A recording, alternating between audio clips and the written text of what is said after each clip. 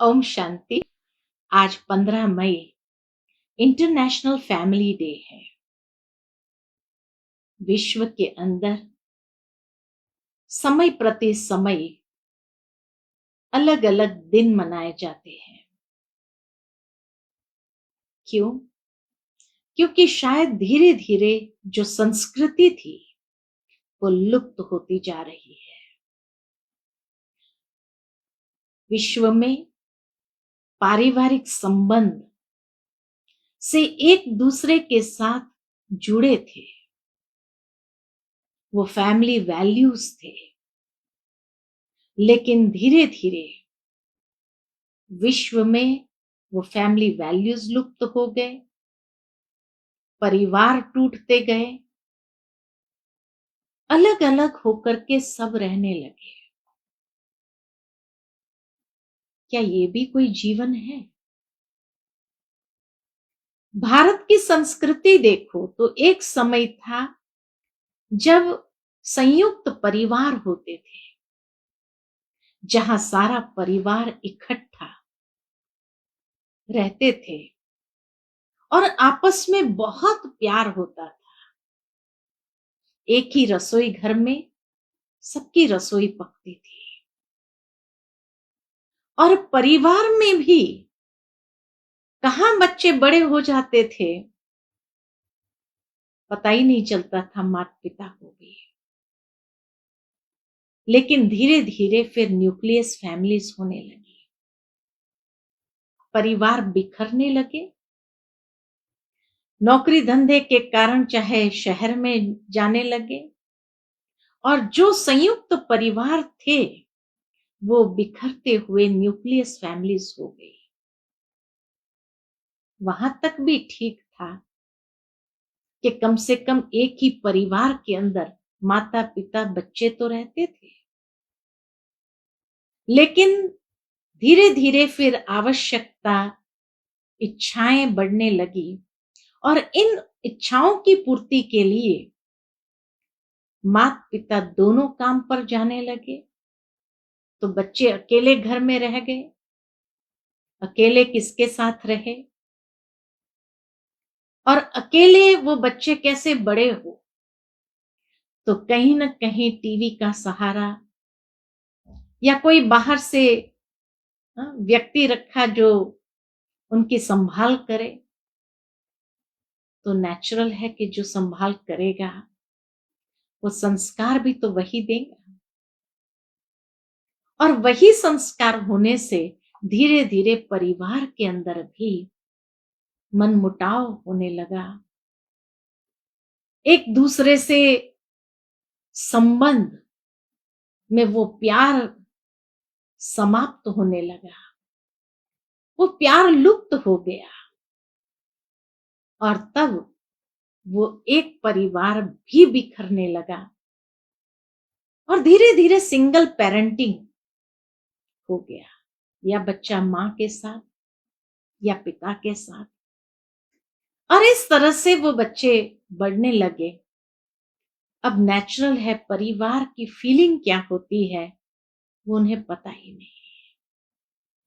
तो ऐसी जब फैमिलीज हो गई, सारी फैमिलीज जब बिखर गई, तब आज ये दिन मनाना पड़ता है ताकि कम से कम इस दिन के माध्यम से भी लोग एक दूसरे के समीप आए, टूटे हुए परिवार फिर से कहीं ना कहीं जुड़ाव में आ सके, अनुभव करे। इसलिए ये दिन मनाए जाने लगे। लेकिन देखा गया है कि फैमिली का जो शाब्दिक अर्थ था, फैमिली अर्थात father and mother I love you, ये कहना पड़ता है। पहले के समय में ये कहने की आवश्यकता नहीं होती थी क्योंकि इतना प्यार परिवार में ऐसे बंधा हुआ था, एक दूसरे के बीच एक ऐसा बॉन्ड था जहां साथ में मिल करके बैठ के भोजन करना, साथ में बैठ करके सभी प्रॉब्लम्स डिस्कस करना, कोई भी बात हो तो एक दूसरे को सुनाना और एक दूसरे का सानिध्य महसूस करना।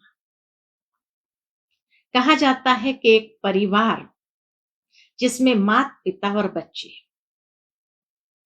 अब माता पिता आपस में बात कर लेते थे और नेक्स्ट डे का प्रोग्राम बना देते थे, बच्चे को कुछ पता ही नहीं चलता था।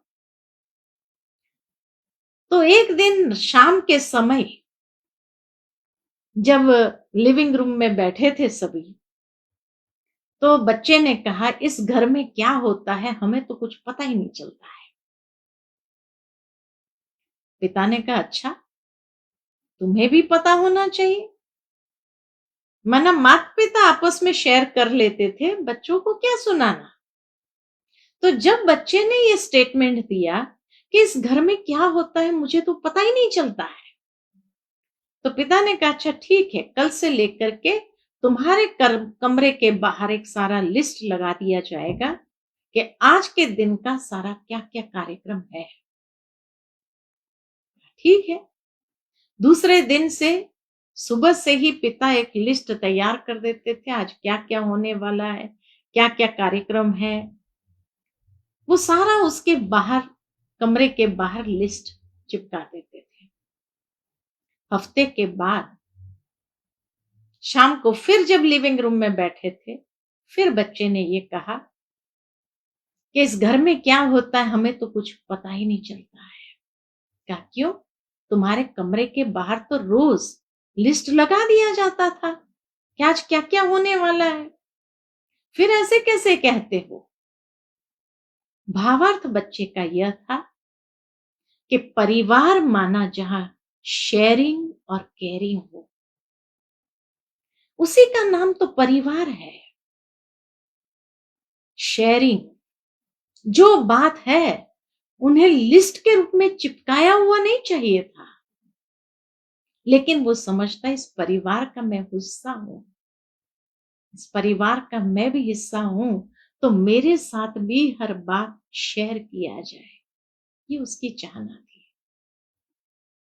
तो इसीलिए कहा आज परिवार के अंदर सभी बैठे हैं, लेकिन हर कोई अपने अपने मोबाइल पर लगे हुए हैं।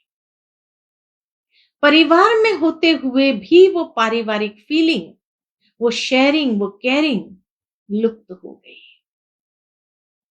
और इसीलिए आज इसकी आवश्यकता है। तो परिवार के अंदर हम सब जहां एक साथ एक छत के नीचे बैठ करके कुछ समय मोबाइलों को साइड में करते हैं और परिवार मिल करके जैसे शाम के समय इंटरैक्ट करते थे, वैसे इंटरैक्ट करना शुरू करें। अर्थात हम अपने फैमिलीज को, परिवार को सचमुच का वाईफाई होम्स बना दें। वाईफाई होम्स माना वो इंटरनेट वाला नहीं। एक बार कहा जाता एक दादा दादी ने अपने पूरे परिवार को बुलाया भोजन पर, ताकि फैमिली पूरी इकट्ठी होकर के बैठे, बात करे, शेयर करे क्या क्या हो रहा है। सब बच्चों को बुलाया, सभी आए, लेकिन हर कोई के लिए ये नियम रखा गया था कि सबको अपने मोबाइल फोन्स डोर पर ही एक बॉक्स जो था उसके अंदर डाल देना था, जमा कर देना था। बॉक्स लॉक था, कोई भी निकाल नहीं सकता है। क्योंकि दादा दादी ने देखा था कि पिछले साल जब उन सबको इनवाइट किया था तो सब अपने अपने मोबाइल्स पर लेकर के बैठ गए और दादा दादी एक कोने में एक दूसरे का मुंह देखते रहे।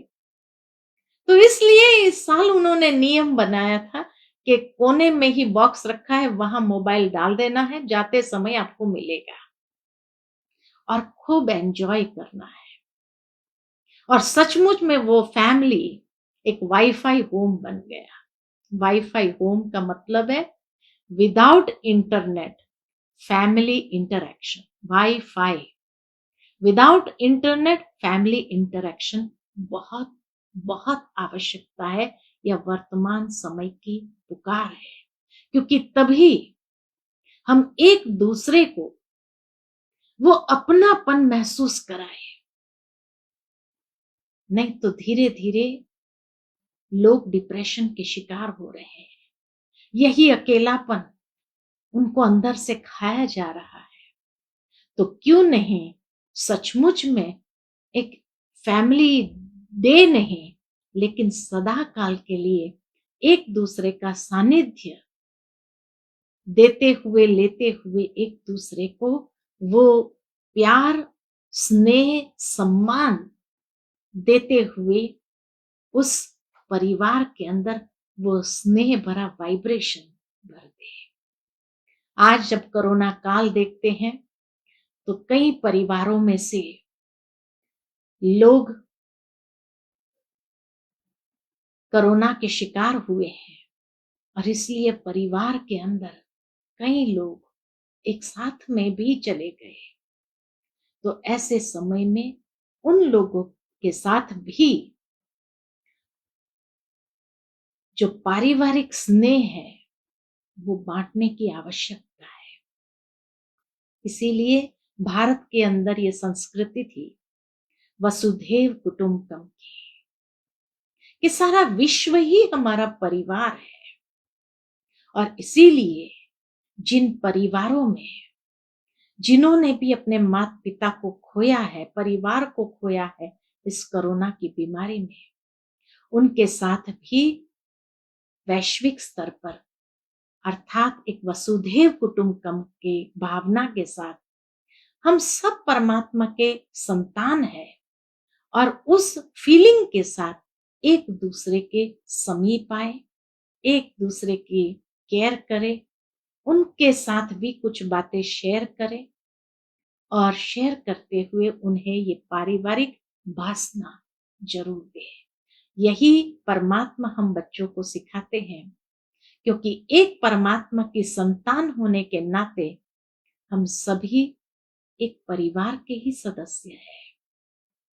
तो क्यों नहीं वसुधैव कुटुंबकम की भावना को पुनः जागृत कर ऐसे वाइब्रेशन सारे विश्व के अंदर फैलाएं, जो हर आत्मा को अंदर से बल मिले, हिम्मत मिले और वह भी इस पारिवारिक फीलिंग में परमात्मा परिवार के स्नेह का अनुभव करते हुए उस परमात्मा को याद कर सके।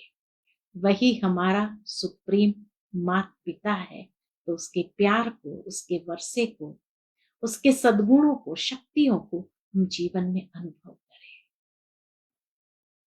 अच्छा, ओम शांति।